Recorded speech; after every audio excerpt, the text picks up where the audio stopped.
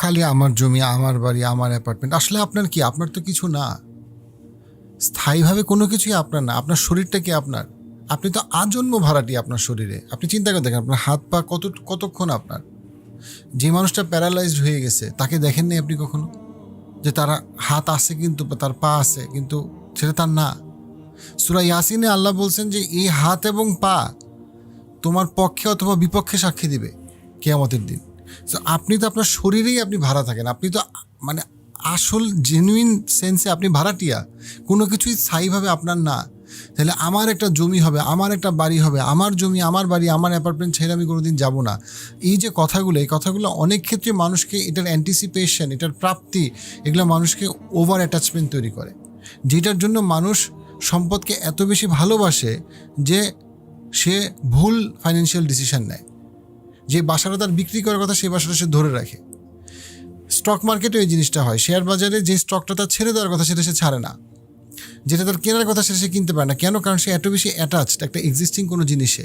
ওই American dream একটা আমাদেরকে শেখানো হয়েছে, তোমার একটা বাড়ি থাকবে, তোমার একটা গাড়ি থাকবে, তাহলে তুমি সফল হবা।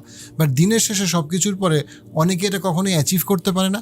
অনেকের এটা অ্যাচিভ করতে পারলেও সে কখনো হ্যাপি হতে পারে না। কারণ আপনি যত বেশি টাকার ব্যাপারে অনেক বেশি অ্যাটাচড, এটাই আমার, তত বেশি আপনি টাকা হারাবেন, তত বেশি আপনি ভুল সিদ্ধান্ত নেবেন, তত বেশি আপনি টাকা পয়সার ব্যাপারে কম যৌক্তিক লজিক্যাল হবেন এবং বেশি ইমোশনাল হবেন।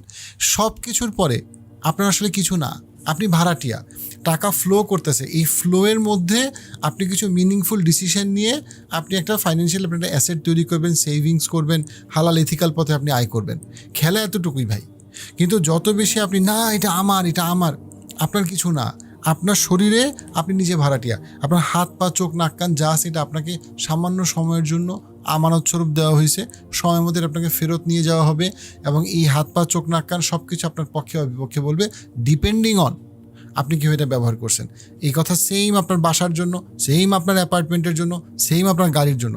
কোনো কিছুই আপনার না, আপনি কিনছেন, কিন্তু এটা সামর্থ্য আল্লাহ দিছে এবং যে কোনো সময় এই সব কিছু বাড়ি গাড়ি সব কিছু নিয়ে যাবে।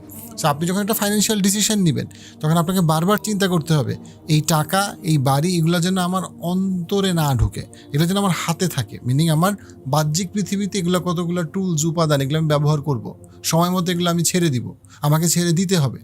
মুসলমানরা গত 1000 বছর বা 1200 বছরে পুরো পৃথিবীর অর্থনীতিকে ডমিনেট করছে এবং ডমিনেট করার ক্ষেত্রে তাদেরকে সবচেয়ে বেশি জিনিসটা হেল্প করছে সেটা হচ্ছে কি তারা টাকা পয়সাকে ফ্লুইড বা ফ্লো করতে দিত।